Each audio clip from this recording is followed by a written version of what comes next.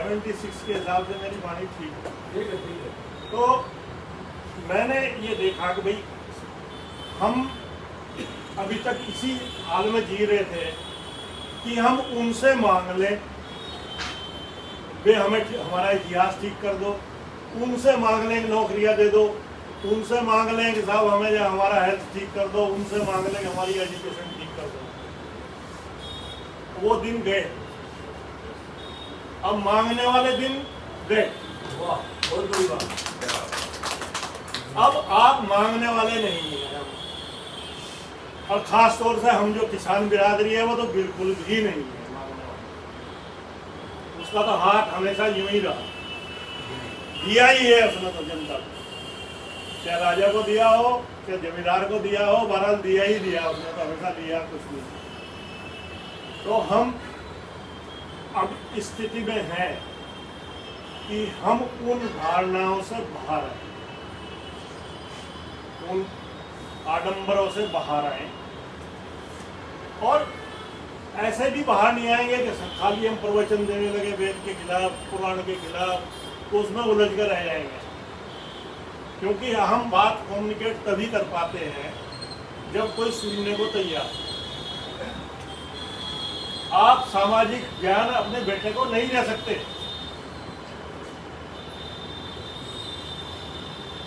भतीजे को दे दोगे, बेटे को नहीं दे पाते। क्यों? क्योंकि आपकी बात को वो सामाजिक बात को सुनने को ही तैयार नहीं है, उसका बहुत कम परसेंटेज रिसीव करेगा। अभी ध्यान देने के लिए तो आपको उसको अपने फील्ड में लाना होगा, उसको अपनी फील्ड में लाना होगा। आज का जो ये मेटलिस्टिक समाज है, इसमें ये जो व्हाट्सएप यूनिवर्सिटी है और फेसबुक वाले हैं, ये बच्चे हैं हमारे यहाँ तो 2-4 ही हैं, 2 ही हैं, ये तो उसी में जी रहे हैं। वो आपकी सुनते ही नहीं। तो हमने एक कैरिकुलम बनाया, उस कैरिकुलम में हमने इतिहास, हमारी सभ्यता, हमारे रीति रिवाज, हमारे जो पुरखे हुए हैं, जिन्होंने 1857 भी लड़ा, उससे पहले मुगलों से भी लड़े, अंग्रेजों से भी लड़े, और बाद में जो अंग्रेज छोड़ गए अपने जैसे ही अंग्रेज, काले अंग्रेज, उनसे भी अब तक लड़ ही रहे। अभी टाइम आया है कि हम अपनी बात को आगे ले जाएं। तो उसके लिए हमने क्या किया कि हमने एक कैरिकुलम बना करके हम 2 दिन का कैडर अरेंज करते हैं, जो मैंने अडोप्ट किया वो मैंने फ्लैक्स भी दिखाई आपको। उसमें हम 10 लेक्चर ले रहे हैं।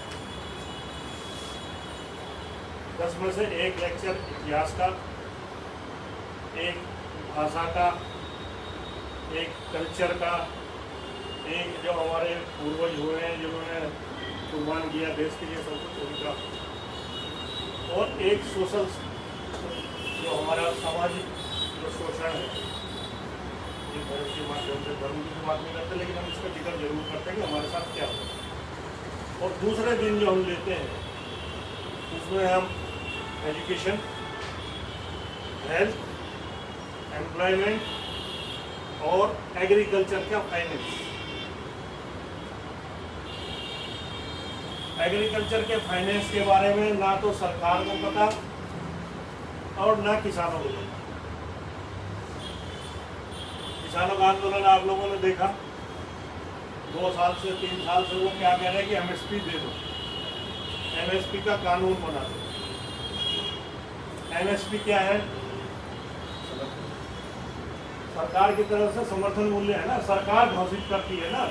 सरकार को जिन फसलों की जरूरत होती है उनको पैदा करने के लिए वो ये कहते हैं कि साहब ये हम इसमें इतना तो मान ये पैदा करो कि वो 23 के 23 गैस में कुछ प्रोटीन्स हैं, कुछ ग्रेन्स हैं, कुछ वो रिक्वायरमेंट है मिनिमम, वो मिनिमम रिक्वायरमेंट है जिनके लिए सपोर्ट प्राइस देते हैं वो सरकार की।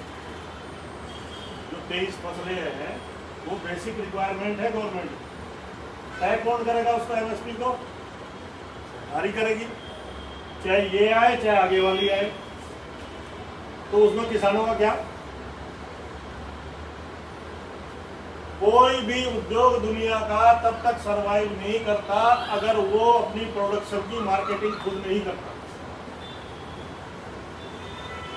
जिस इंडस्ट्री की मार्केटिंग इंश्योर हो जाती है वही इंडस्ट्री सरवाइव करती है।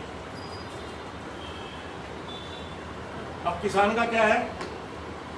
इंडस्ट्री तो है, उसकी प्रोडक्शन तो है, बहुत बड़े बड़े वैज्ञानिक लगे हुए हैं, ये डालो, ये डालो, ये खाद डालो, ये बीज डालो, ये इसमें पेस्टिसाइड डालो, और ये ऑर्गेनिक करो, और ये ऑर्गेनिक करो, लेकिन कोई भी उसकी मार्केटिंग के लिए चिंतित नहीं है। ना किसान चिंतित है, ना सरकार चिंतित है। अल्टीमेटली होना क्या चाहिए? मैंने एक चार्ट बना रखा है, वो दिखाऊंगा मैं आपको, मौका लगेगा तो एग्रीकल्चर। होना ये चाहिए कि भाई किसान के हाथ में मार्केटिंग आनी चाहिए। ऐसा नहीं है कि आती नहीं है। भाई अमूल डेयरी आपने देखी, अमूल ना तो किसी सरकार की है ना किसी लाला की है। अमूल का जो दूध है ना वो सरकार का है ना किसी उद्योगपति की है, वो कोऑपरेटिव में चल रही है ना। 22 तो देशों में जाता है उसका प्रोडक्ट। प्रोसीजर क्या है भाई? इनिशियल कॉस्ट आपको मिल गई, उसके बाद आपने वो दे दिया अपनी कोऑपरेटिव में, उसके बाद जो बेनिफिट आया वो आपके खाते में आ गया बाद में। सिंपल सी बात है। किसान ने फसल पैदा की, उसकी मिनिमम सपोर्ट वो तो मिल गई उसको, बाकी उसका जो अंशदान है, जो फायदा है, उसमें से हिस्सा आना चाहिए उसको। ऐसे ही हम इसकी बात करते हैं एजुकेशन की, सब बात करते हैं ये है सो है। कितना बजट है भारत सरकार का एजुकेशन का? 1 लाख करोड़। क्यों सर? 1 लाख करोड़ है। स्टूडेंट टोटल इंडिया में कितने हैं कोई बताएगा? आप इधर आ जाओ, आपको कह रहा हूँ इधर आ जाओ। जगह है, इधर भी एक जगह है, यहाँ खाली, इधर भी एक जगह है खाली। कुछ चेयर इधर आ जाओ। अभी तो वहाँ चेयर में बैठा दीजिए, उस चेयर में सेपरेट। मैडम अभी ठीक है, 32 करोड़ स्टूडेंट हैं। करोड़ को तो कॉमन कर दो आप। 1 लाख रुपए 32 लोगों के हिस्से में आए। 32 करोड़ है, 1 लाख करोड़ है।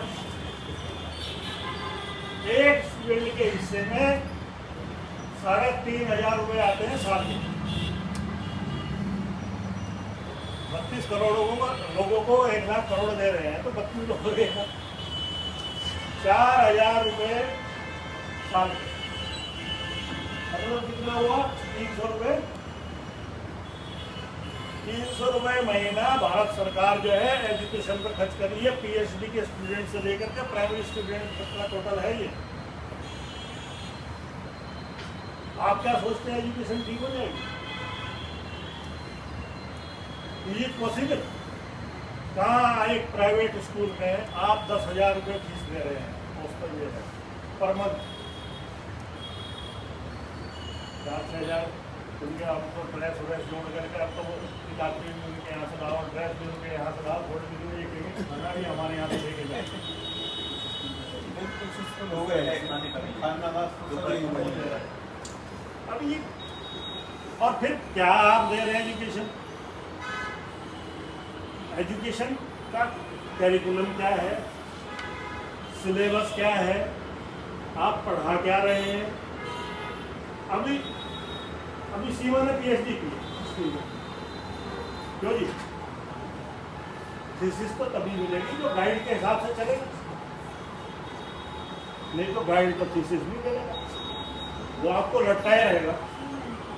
ठीक है ना? मैं जस्ट एग्जाम्पल बता रहा हूँ, एक आध एक्सेप्शन तो होते हैं। ये भी हो जाता है। नहीं, मैं कुछ और कह रहा हूँ। भाई इन जनरल क्या होता है कि थीसिस करने में जो गाइड होता है उसकी माननी पड़ती है ना। अब वो गाइड कौन है आपका? लाइट तो दिया वही मेरा बेटा एक पीएचडी कर रहा था, जिन्होंने इतिहास लिखा IIT रुड़की से पीएचडी कर रहा था। तो एक उन्होंने उर्मी भाई थे वहाँ पे प्रोफेसर वर्मा जी, बड़ी मुश्किल से ढूंढ ढांड के उन्होंने कहा यार मैं केमिस्ट्री देखूँ यार, तो मेरे बस्तानी भाई कौन इंजीनियर साहब? अरे मैंने कहा सर आप ही कराओगे, यही करेगा आपके अंडर में ही करेगा। और उसने तो उनके अंदर में पीएचडी की। अभी मैं ये कहना चाह रहा हूँ कि भाई हम पढ़ तो वही रहे हैं जो उन्होंने लिखा है। ऐसे ही इतिहास का साक्ष्य की बात आई थी, भाई साक्ष्य देने होते हैं।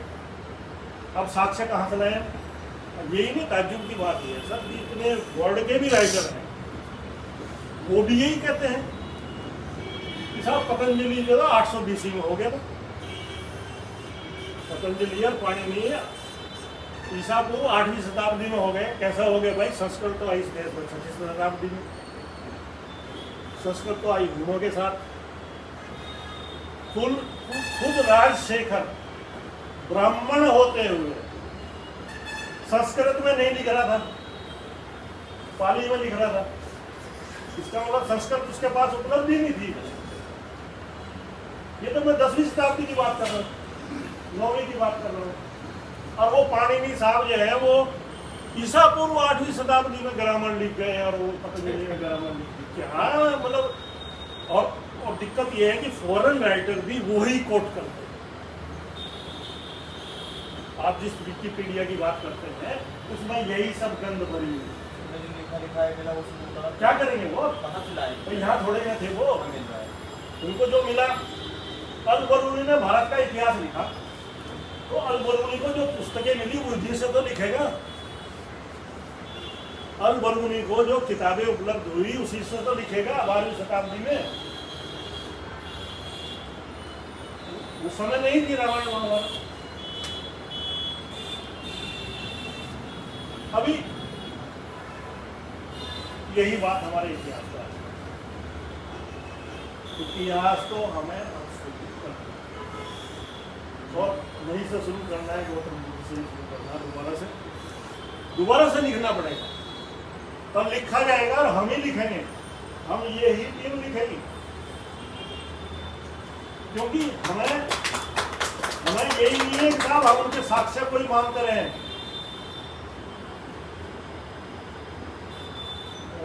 सीमा पटेल ने बताया था भाई हम बहुत सारी चीजें जरूरी थोड़ा ही है कि लिखित साक्ष्य ही होंगे, बहुत सारे और जो एग्जाम्पलरी और चीजें हैं उनके साथ जोड़ कर करेंगे। अब कलिंग का युद्ध हुआ, सबसे बड़ा युद्ध दुनिया का, ऐसे ही कहते हैं। 6 लाख लोग शायद मारे गए थे कलिंग में। वही बताते हैं 1.5 लाख लोग 1.5 लाख लोग मारे गए, 1 लाख गिरफ्तार किए गए। 1.5 लाख लोग मारे गए। 1 लाख गिरफ्तार। जो भारत की आबादी कुल 3 करोड़।